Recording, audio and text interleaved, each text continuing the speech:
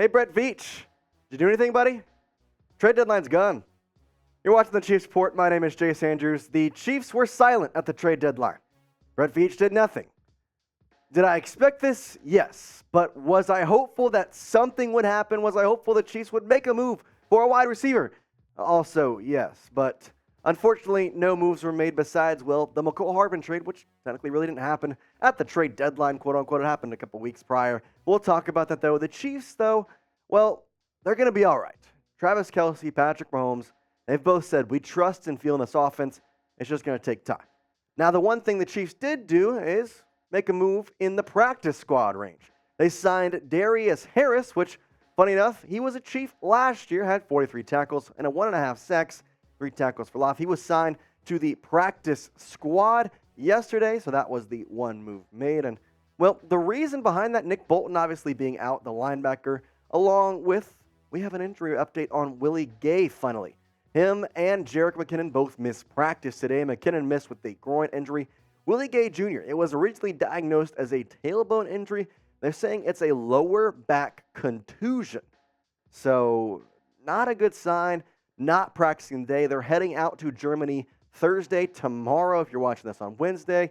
I don't like that because, again, this linebacker room is already thin. That's why Darius Harris was signed.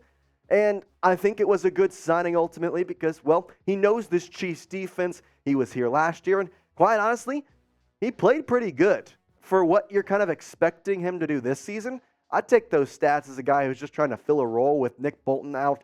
Drew Tranquil is fine. He got a little banged up in that Denver game as well, but Willie Gay not practicing today, concerning. It could be the possibility of Darius Rush getting pulled up off the practice squad in the first game that he's eligible to be. So we're just going to have to wait and see, though. Again, they're flying to Germany. Harris did practice today. I got reports saying that he looked good and overall fluid with the defense already, which makes sense considering he was on this Chiefs team last year.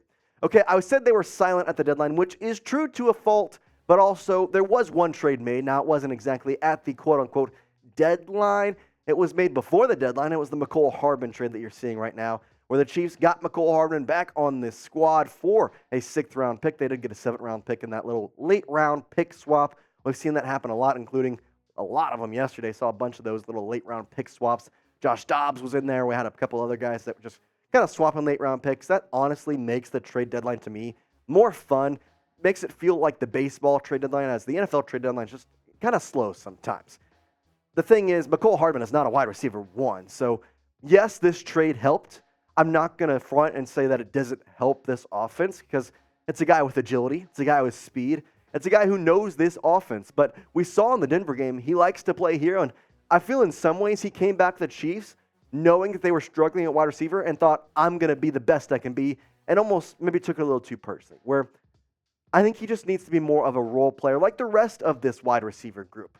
Overall, Kadarius Toney, not a wide receiver one. Marquez Valdes-Scantling, definitely not a wide receiver one. Sky Moore has dropped so many passes. Listen, this wide receiver room has given me so much trouble this season. I cannot even begin to explain the frustration that I've had with these guys. Now, at the same time, I believe that this team can succeed with the current wide receivers on the roster. Now, is there a wide receiver one? I don't know. That's where I want you to come in and let me know what you think. Is there a wide receiver one among these current Chiefs wide receivers? If you think there is, then type Y for yes. If you think there is not, then type in for no. I've seen a lot of comments. I've seen you talking, saying that, just wait, we've got Rashee Rice. He'll be that wide receiver one by the playoffs. Just wait, Kadarius Toney will fit into his own. Just wait, MVS will come. Well, I'm getting a little tired of just waiting, to be quite honest with you. As listen, we're almost to halfway through the NFL season. There's 18 weeks. Guess what? Week 9 is this week. You get the bye after. I want to see what happens. Is there a wide receiver one among these current Chiefs wide receivers? Type Y for yes or type in for no. I think Rice could be the wide receiver one. He has the ability of a guy who really fits well with Patrick Mahomes. Now, why do I think this? Overall, he's been, in terms of reliability, one of the most reliable, literally one of the most reliable wide receivers on this Chiefs desk. Funny enough, Rice's reliability reminds me of the reliability of Prize Picks. Now, if you don't know what I'm talking about, Prize Picks is the #1 daily fantasy sports app. and it's the only place to go to play DFS.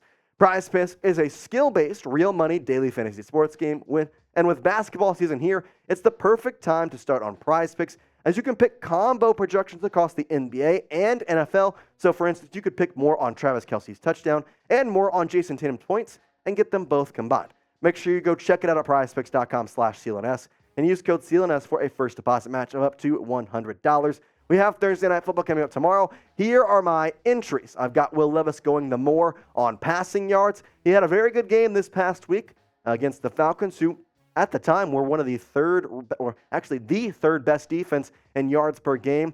Derrick Henry, listen, the guy's a beast, and now that he's a Titan for the rest of the season, the trade deadline passed, he didn't get moved. It becomes somewhat of a contract season for Derrick, so I think he goes more. He has only 2 100-yard games on the season. I think he gets more than 71.5 against a struggling Steelers defense. And then Derrick Henry and Okonkwo, a 0.5 touchdown combined. I'm taking more on that because I think Derrick Henry can do that himself. And if Okonkwo gets it, well, then guess what? That's just a boost.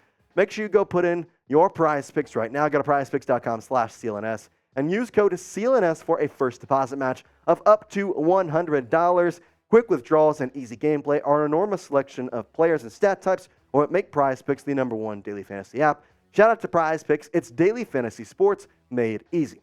Okay, so why could Rashee Rice be the #1 wide receiver on this team? Well, to start, he has the most receptions. He has the most yards if you take out the tight end Travis Kelce, who's technically not a wide receiver. Justin Watson has looked good when healthy. That average is still pretty good for him. We're sitting around the 21 per catch yardage average. MVS has got to step it up. I like 12 for 227 the touchdown. He really did a good job in the Denver game in the catches he got. Problem is he had some drops, he had some fumbles. You need to clean that up if you want to be on this team. Now, I mentioned Rashee Rice as the clear #1. The problem he has is just like every other team, every other player on the Chiefs, it's drops. We've seen it multiple times from him, and we've seen it a lot from other players, not just Rice, but he's been the guy who's been plagued with it the most, to be quite honest with you. And I'm not going to say the Chiefs were not expecting this, because when he was drafted in the second round out of SMU, the one note about him was that he drops a lot of passes. And so you kind of have to expect that and let him have a little bit of breathing room knowing that you drafted him with that. So how do you fix this?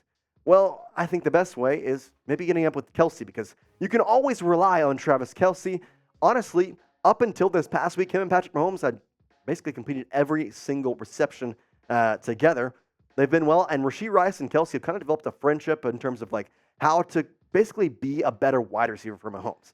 And if you're learning from a guy who has these stats on the year, well, I think that's coming from a good place. Kelce has been the best receiver on the Chiefs staff. I know he's a tight end, but let's be quite honest with ourselves. He is a wide receiver at this point that knows how to block. That's the best way to describe TK. 4 touchdowns. Killer Trav is just going to keep killing. 10.8 average. Listen, he is doing great times, and hopefully he continues to be well with the wide receivers because, well, there's a couple of things that we need to get to. As mentioned, the trade deadline. Well, guess what? Richie James was the only trade that we thought about the potential of the Chiefs making. Right now, he is staying for the time being. Now, what do I mean by he was supposed to get traded? Well, if you don't remember, we had this tweet come from Jeremy Fowler a day before the trade deadline, saying that the Chiefs and wide receiver Richie James are exploring trade possibilities per source. Now, at the time, James, who is on IR still, he would be healthy for a new team. It appears the odd man out is Mecole Hardman out after the Mecole Hardman touchdown. Well, today, Pete Sweeney, a good reporter for the Chiefs, he came out and said that Richie James, and along with Darius Harris, who we mentioned earlier in the show, both at practice, and they got a brief look at James, and he appeared to be moving well. His 21-day window where he can practice without being moved to the active roster has opened. So now it's time to see what exactly they do with Richie James. As right now, the Chiefs only have 52 of 53 roster spots filled. So James can come back right now and fill in that spot. The thing I think you have to wait for is Willie going to play this week? Because if he is, you move Darius Harris, you move Richie James. Things can get a little bit jumbled in there. But right now, the Chiefs have an open roster spot for someone upcoming with this Germany game. The Chiefs were quiet in the NFL trade deadline, but there were a couple teams that, made some quote-unquote bigger moves.